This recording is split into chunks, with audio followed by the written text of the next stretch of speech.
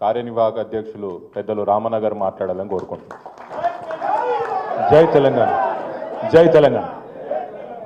గౌరవనీయులైన పెద్దలు, మీ అందరికీ ముఖ్యంగా చేవెళ్ళ రాజేంద్ర నగర్ ప్రాంతానికి సుపరిచితురాలు, మీ ఆడబిడ్డ, మీ ఇంటి కోడలు, ఇంకా మీకు అమ్మలాంటి నాయకురాలు, పెద్దలు మాజీ మంత్రివర్యులు మహేశ్వరం శాసనసభ్యురాలు అక్క శ్రీమతి సబితా ఇంద్రారెడ్డి గారు, గౌరవనీయులు, తప్పకుండా మీ అందరి ఉత్సాహం, మీ అందరి ఆవేశం చూస్తుంటే ఎంతో కాలం లేదు, తొందరలోనే తప్పకుండా రాజేంద్ర నగర్కు కాబోయే ఎమ్మెల్యే గారు సోదరుడు మా తమ్ముడు పట్లోళ్ళ కార్తిక్ రెడ్డి గారు, అదేవిధంగా వేదిక పైన ఉన్న సోదరి ములుగు నియోజకవర్గ ఇన్ఛార్జ్, మొన్న జరిగిన ఎన్నికల్లో పోటీ చేసి కొద్దిపాటి ఓట్ల తేడాతో అక్కడ ఓటమి పాలైన మా చెల్లెలు బడే నాగజ్యోతి గారు, వేదిక పైన ఆసీనులైన పెద్దలు అనంతరెడ్డి గారు, అదేవిధంగా సోదరి అర్చన గారు, ధర్మారెడ్డి గారు, ఇంకా డిసిఎంఎస్ అధ్యక్షులు కృష్ణారెడ్డి గారు, చందా గారు, ఈరోజు పార్టీలోకి విచ్చేస్తున్న గౌరవనీయులైన శ్రీరామ్ రెడ్డి గారు, నరోత్తం రెడ్డి గారు, వారి వెంబడ విచ్చేసిన మరి సోదరులందరూ, ఈరోజు ఈస్టర్ పండుగ,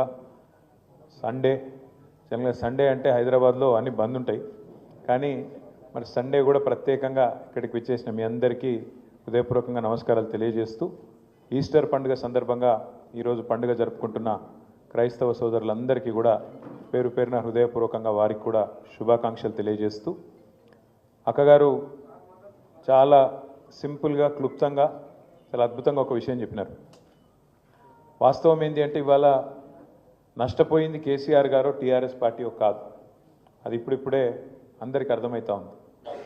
నిజానికి ఔటర్ రింగ్ రోడ్ లోపల మనం ఎవరం కూడా కాంగ్రెస్ పార్టీ మోసపు వలలో పడలేదు.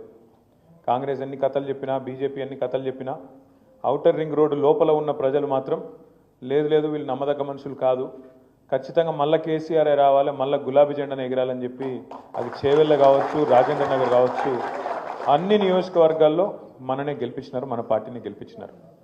ఒక్క సీటు కూడా ఓఆర్ఆర్ లోపల కాంగ్రెస్ పార్టీకి ఇయ్యలే. బీజేపీకి కూడా అడ్డివారి గుడి దెబ్బ అని ఒక సీట్ వచ్చింది, అది కూడా మన క్యాండిడేట్ మనం పెట్టినోడు కొద్దిగా కరెక్ట్ లేకుండా ఆఖరికి ఆగమాగం చేసిండు కాబట్టి గోషామాయలు పోయింది. కానీ లేదా బరాబర్ గోషామాయలతో సహా కాంగ్రెస్కు బీజేపీకి ఒక్క సీటు రాకుండా హైదరాబాద్ను ఏకపక్షంగా మనం స్వీప్ చేస్తుంటాం.